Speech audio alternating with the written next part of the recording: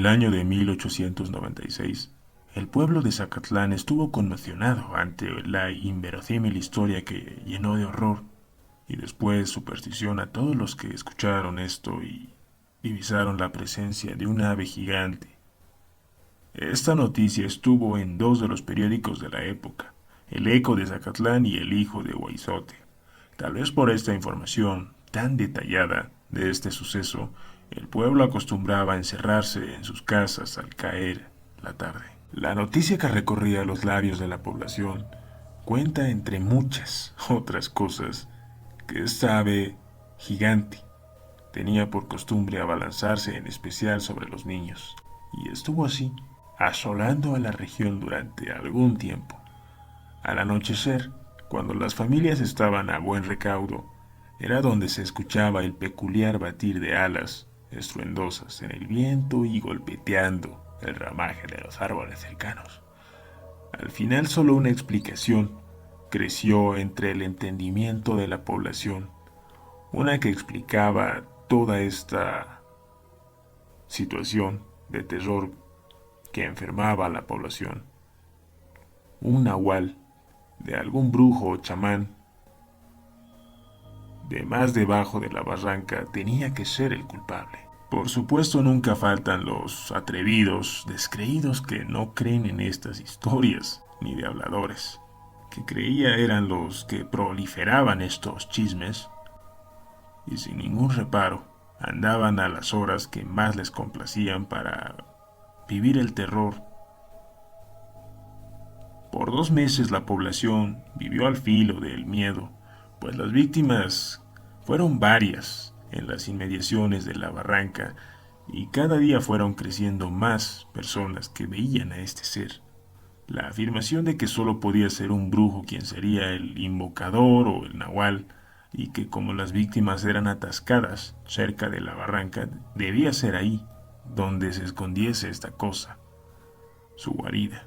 Entonces se formó un grupo entre los más decididos y osados, dispuestos a acabar con este mal definitivamente, convencidos que lo que aterrorizaba a la gente, al pueblo, era ese nahual convertido en un ave gigante. El grupo esperó la mañana. Partieron armados hasta los dientes hacia la barranca a buscar la susodicha guarida del supuesto brujo o chamán. Y así pasó la mañana y se hizo la tarde. Sin ningún vestigio de algo inusual, seguían en la búsqueda hasta que poco a poco caía la noche. Pronto, en la penumbra vieron una luz que brillaba entre los árboles. Con mucho cuidado se acercaron a ver la fuente y encontraron una cabaña ubicada en un recodo. Y abrigando la idea de encontrar lo que estaban buscando, lentamente se fueron acercando a esta, convencidos de que era el lugar correcto, y lo que vieron los llenó de asombro. Un hombre extraño que nadie conocía, que nadie lo había visto en el pueblo, se encontraba en medio de una rara ceremonia, completamente entregado a un trance, pero este pudo darse cuenta de la multitud. Hizo un extraño silbido y una especie de melodía, distintas modulaciones, y en un segundo un graznido aterrador asustó a la gente que estaba ahí afuera viendo por la ventana, pero envalentonados porque eran muchos en cantidad, y recuperados del desconcierto, sacaron sus machetes y entraron a la choza a enfrentar y matar al nahual, ya convertida en un ave colosal. Entraron a la cabaña para ver qué es lo que había o tenía ese brujo. Y era una especie de altar extraño y ciertas hierbas.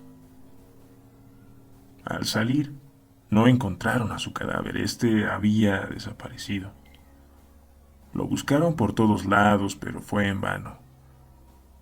Volvieron después a sus hogares y contaron al pueblo su increíble historia. Con el pasar de los años, la leyenda del nahual se ha convertido en una historia común entre los pobladores, sean locales o visitantes, y fuera que exageraron o no los hechos, todo quedó registrado en la mente de aquellos hombres que pasaron a su descendencia esta aventura.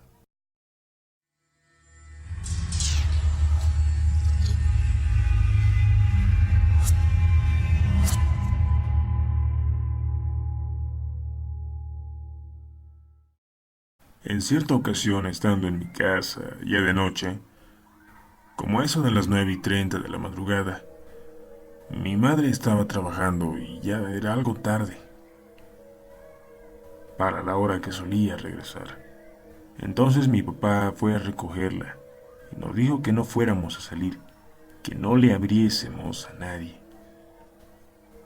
Lo noté algo preocupado, como si supiera que algo malo pasaría o pasaba. Y bueno, le dije que sí.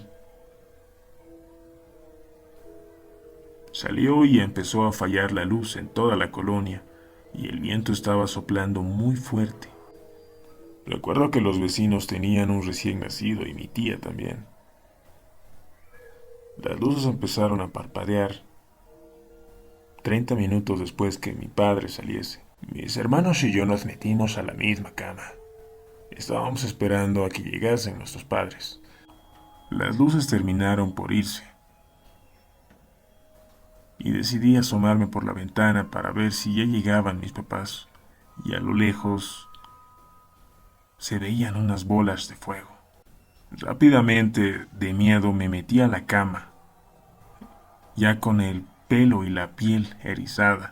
Un escalofrío recorrió toda mi espalda después de ver esas bolas en el cielo. No me explicaba cómo en tanta oscuridad y con ese viento hubiese unas bolas de fuego suspendidas en el aire, volando en círculos rodeando a la colonia, como cuando los buitres merodean sus presas. Mis papás todavía no llegaban y yo tenía mucho temor, pero no les había dicho nada a mis hermanitos para no preocuparlos. Por fortuna, después de unos 10 minutos, llegaron mis papás. Estaban con algunos primos y tíos. Estaban ahí comentando sobre lo que estaba ocurriendo y los demás también lo vieron. Cada uno se fue a su casa, bastante cerca, por cierto, pero con mucha precaución. Durante toda la noche siguió el viento y las brujas o bolas de fuego seguían ahí, aunque un poco más alejadas, merodeando, donde estaban los bebés y los niños. Nadie salió a la calle. Siento que todo mundo sabía lo que era.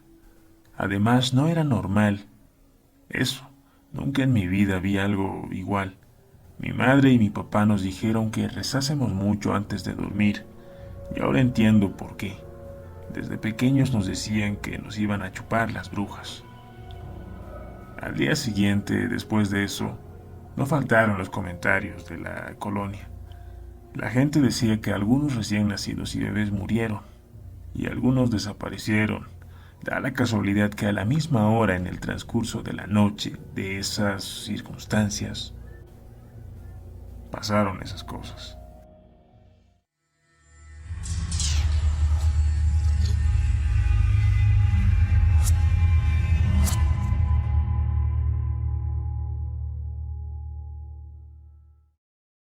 Un astrónomo emprendió en solitario un viaje a un bosque cercano a la ciudad de Tulancingo, Hidalgo.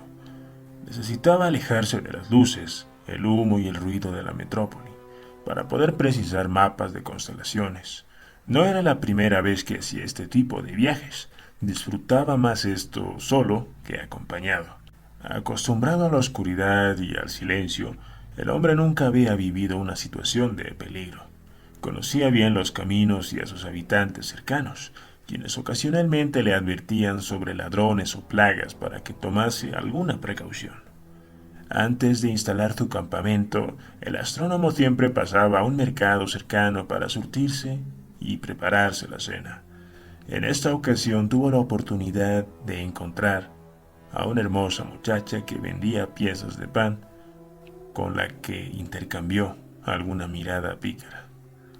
Por la noche en su pequeño campamento, el astrónomo se disponía a guardar su equipo antes de dormir, cuando escuchó el ladrido de un coyote, al cual logró identificar entre los matorrales. El astrónomo optó por quedarse inmóvil, recordando que algunos animales se estimulan a través de los movimientos veloces. Mientras pensaba cuál sería su destino y cómo podría librarse del animal, otro coyote salió a espaldas del hombre. Silenciosamente se había acercado. Propio de una hembra, esta con la cabeza le regaló una caricia en el cuello al coyote que acechaba al hombre. El coyote que antes amenazaba se sintió extrañado y dio vuelta para continuar su camino en compañía del segundo coyote hembra. El astrónomo, bastante sorprendido por no haber notado la presencia del segundo coyote que, estando atrás de su tienda, se acercó, lo siguió con la mirada, y antes de que estos se alejasen, la hembra giró su cabeza a ver al astrónomo, y éste pudo reconocer en la mirada a aquella mujer, a esa simpática vendedora de pan del mercado de ese día. Al siguiente día fue al puesto de la vendedora y pudo ver que estaba acompañada de un hombre que lo veía algo feo. El astrónomo solamente le dijo gracias y se marchó.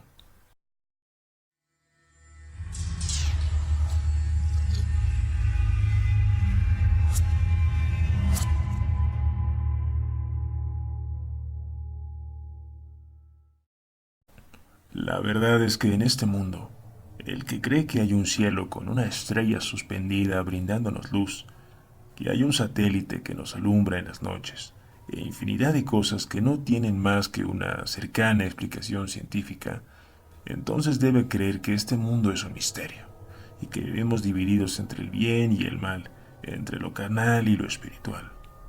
En mi país hay muchas creencias, por ejemplo las brujas y los nahuales. Conozco gente que ha tenido malas experiencias con este tipo de seres, que no son más que demonios que de una u otra forma y generalmente invocados por algún brujo, entran al cuerpo de un animal con el fin de proteger fincas o siembras o propiedades de cualquier hacendado. Estos seres casi siempre salen de noche y se caracterizan porque no importa en el animal que entre, ya sea un perro, gato, un cerdo o una cabra. Su físico se torna enorme y se vuelve un animal sumamente agresivo. Pero lo que vengo a relatar brevemente es el caso que le sucedió al vecino de un muchacho que vino a mi oficina a comprar un seguro vial para su motocicleta. Aquí se tiene la creencia de que existen las brujas. No como las brujas que andan en escobas con un sombrero puntiagudo, pero algunos que estudian el folclore, el vudú y ese tipo de cosas creen que son personas que de alguna forma han vendido su alma a Satanás para poder vivir muchos años y obtener las cosas que quieran y sobre todo la capacidad de convertirse en animales que vuelan. Hay testimonios de haber visto a patos silvestres negros más de una noche seguida en un lugar poco usual y sobre todo donde hay niños recién nacidos o de 1 o 2 años. También de lechuzas o búhos y hasta halcones. Se dice que vigilan en las noches para poder tomar un sorbo de la sangre de algún niño. Se ocultan en árboles hasta que las personas se duermen. En mi país se cree que la mejor manera de saber quién es una bruja es si se siente un ruido extraño en el techo o una carcajada, con mucha autoridad y sin denotar miedo en la voz, pedirle a la bruja que baje a las 6 de la mañana a buscar una taza de sal. Esto es extraño, pues la sal se usa para repelerlas, pero esta es la creencia. Y bueno, voy a contar el relato. El vecino de mi cliente notaba desde hacía un tiempo que su niña, de 6 meses, lloraba insistentemente todas las noches. Tenía pequeños moretones en los costados y como pequeños pinchazos en los dedos de las manos. Esto le preocupó bastante, por lo que lo llevó al médico. Pero al llevarla al médico le dijeron que estaba en buen estado de salud, que le diera más vitaminas y que cambiara su cuna porque posiblemente se lastimaba ahí. Ellos son gente humilde Viven en una cuartearia. Y una vecina se encontraba muy extrañada al ver un pato negro todas las noches sentada en un árbol grande de guayaba. Así que se atrevió a sugerirle al muchacho que lo que le pasaba a su pequeña hija era producto de una bruja. El muchacho, de hecho, cree en esto, pues él mismo cuando era pequeño había pasado por una experiencia similar, con brujas o algo así, según le habían contado sus padres. Así que este se dejó llevar de la vecina y esa noche decidió terminar su angustia. Pero no fue hasta la tercera noche, cuando tuvo la oportunidad de hacer caer a la bruja, pues al escuchar un ruido en el techo, armándose de valor, gritó: «Bruja, tienes que venir a mi casa a las 6 de la mañana a buscar una taza de sal». Según dicen, no se sintió nada, solo se escuchaba la brisa del viento, y que unos segundos después se escuchó un fuerte aleteo, como de un ave alejándose. Tanto mi cliente como el padre de la niña, la madre y la vecina esperaron dentro de la pequeña casa hasta que dieron las 6 de la mañana, y justo a esa hora tocaron la puerta. Pero quien llamó fue una voz conocida. Decía: «Pedro, Pedro, abre la puerta». Él se quedó extrañado, pues conocía esa voz, y al abrir la puerta para confirmar, se dio cuenta de que era su bisabuela, quien vivía en una ciudad cercana y llevaba en la mano una taza. Mi cliente dijo que su bisnieto le echó la sal encima y vio que la señora comenzó a revolcarse en el suelo, pero al ver que se le estaban poniendo la piel negra, salió corriendo junto con la vecina. Él dice que los demás vecinos llevaron a la señora al hospital y que el muchacho ahora tiene serios problemas con sus familiares por el hecho. No puedo asegurar que esta historia sea cierta, pues la escuché de un cliente, pero sí sé que hay muchas cosas raras en este mundo que hasta la fecha no tienen lógica ni razón.